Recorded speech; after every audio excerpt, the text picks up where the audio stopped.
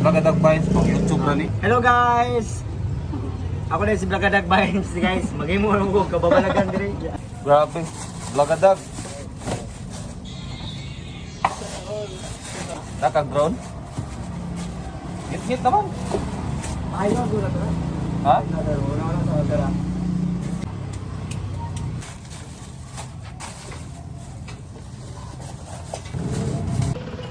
So palupad na tama ko ini siya no atong tanaw ni si Blagadag Vines sa ni siya. So, narayahang langgam. Sige ra okay ra no props. So, karon nato dito sa Foodya mga kaini siya no. Foodya Bayugan.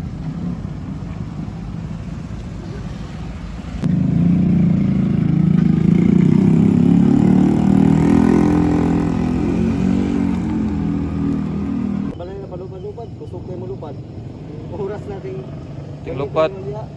Di na dyan noon. Di po siya lubat no? Kung ganun may problema niya kung ganun buwan sa signal siguro o ano nautan ko internet.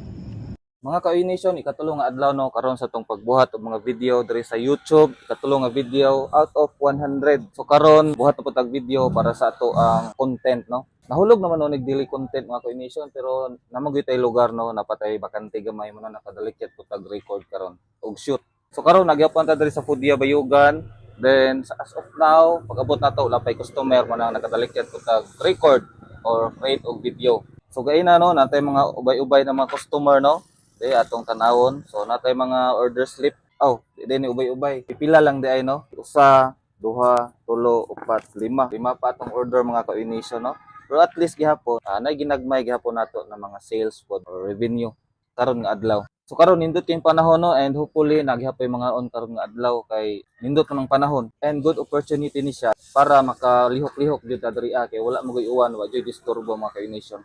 Nindot yung panahon diri sa Bayugan City karon. Sa oras karon 5:40 na sa hapon. Ug kung itugot sa Ginoo ta daghan po'y halin karon nga adlaw. Pero atong isgutan karon mga ka-Uination no, kanang gitawag na mga senyales na ikaw usa ka complacent. Kailan mag-complacent mga ka-Uination? Kanang magkumpiyansa bitaw no? Itawag na complacency. I don't know basta mo ano na siya.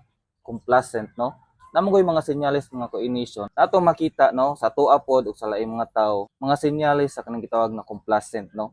In which di siya maayo. Ang tao jud dapat magkumpiyansa sa bisag unsa man nga iyang gipangbuhat sa iyang kinabuhi no. So unsa man ang mga senyales mga ka-Uination na atong mabantayan nga complacent na data. Kumpiyansa na jud ay kita. In which kinahanglan jud nato siya sayron kay di na siya maayo. Dapat di jud ta mahimong complacent mga ka-Uination. Number 1, kanang gitawag na go with the flow na lang tano. Kanang mingutag go with the flow is kanang natay gipangbuhat tapos atong minus-minusan gamay, atong gi-refrain gamay. Then at we go with the flow na lang ta sa ubang tao sa unsa ilang gipangbuhat, no? Nahimo na tang mediocre or padung na ta sa kanang gitawag na mediocre mga ka-Uination. Imbis paspas na kay itong pagsaka, then suddenly nahimo tang go with the flow sa ubang tao. Ug kana siya mahog na siya nga kanang gitawag na complacent, magkumpiyansa ta ba in which ug kana siya di siya maayo mga ka-Uination. Manay mo putol bitaw sa itong momentum ug kana siya mahimo na siya og opportunity pa sa ubang tao sa itong mga kalaban, sa itong mga competitor baka or sa kinsa na atakihon ta.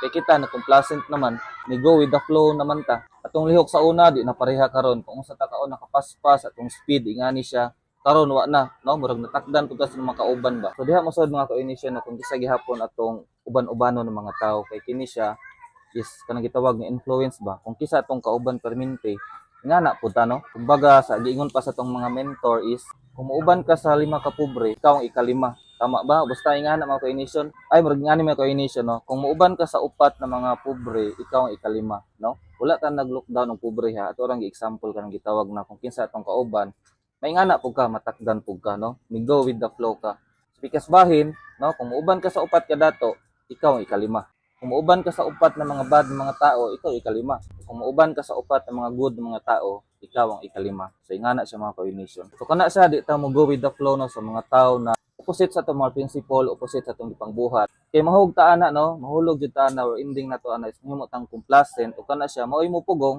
may mo putol sa itong momentum na itong ipangbuhat sa itong ipangbuhat sa bisag unsa pa na siya sa kada adlaw. Kaduha mga ka-Uination kang gitawag na long term bitaw sa itong pag-relax or taas-taas nga panahon sa itong pag-relax ba. No, mga senyales na pud na siya sa kanang gitawag na complacent na ka. or kumpiyansa na ka ba. Kung natay gipangbuhat no, good mo na siya no, labi na mga maayo.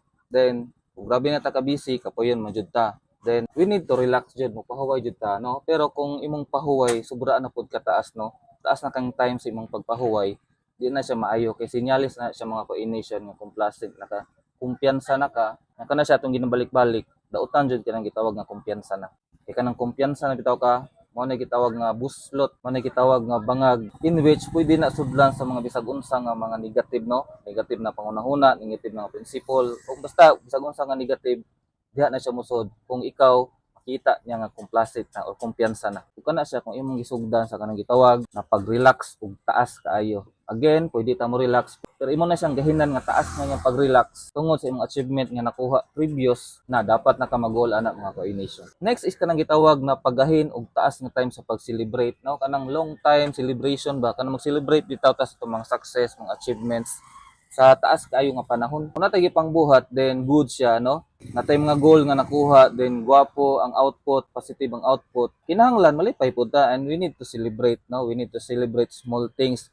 Pero diha kung imo na siyang i-celebrate o grabe kataas kay nga panahon, sinyalis na siya mga coordination nga nahimo na kang complacent. Celebrating achievement is very good yun na siya no. Para pod makabalik pud ta, makabalos pud ta sa atong kaugalingon no, atong recognize, atong i-congratulate atong self, atong mga nabuhat sa pangadlaw-adlaw kung unsa magani na. Pero kay mo na siyang i-celebrate og taas kay nga time, taas kay ang higayon, dugay kaayo, panggiingon gaina. Opportunity na po na sa ubang tao, na atakihon ka, mga uban na mga panghitabo or unsa man na mga situation labi na mga negative nga atakihon ka og bildihon ka nganuman, kumpiyansa naman ka, complacent naman ka.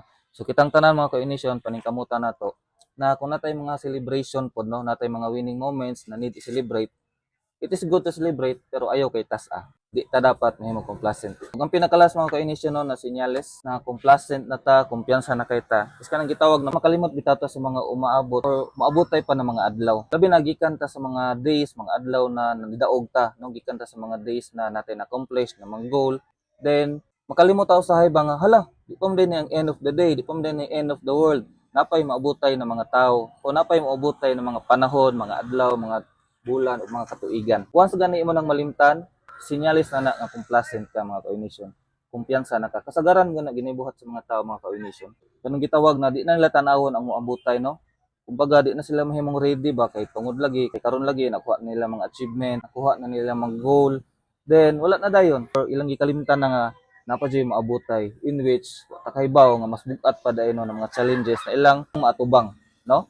Kung kana gani na ko imong buhaton no, dako jong chance nga sakihon ka, dako jong chance na mapildi na noon ka sa imong goal sa life, imong journey, mapildi na noon ka tungod kay nagkumpiyansa ka no. Daghan jud tay mga kailang mga coordination nga nakitaan ani ng mga senyales along the way, nasudlan jud sila, napildi jud sila, giatake jud sila sa kanang gitawag nakapildihan no. Daghan po tay kaila na bisag successful na pero wa jud sila nagkumpiyansa no. They keep moving forward no, mapagmatyag sa tubangan sa likod sa kilid no, ug wala jud sila ni relax no ug taas, wala sila nag-celebrate ug taas ug wala sila ni go with the flow sa mga tao nga di nila kauban or kalinya sa ilang gipangbuhat sa matag adlaw. Kana siya nga mga principle mga ka-initial no, is ato po nang gina-apply diri sa to ang food dia no, di jud ta magkumpiyansa bisag nakuha na nato atong goal, na-hit na nato atong goal sa mga duha pa ka semana, is di jud ta magkumpiyansa, di ta mag-celebrate ug taas, di ta mag-relax ug taas.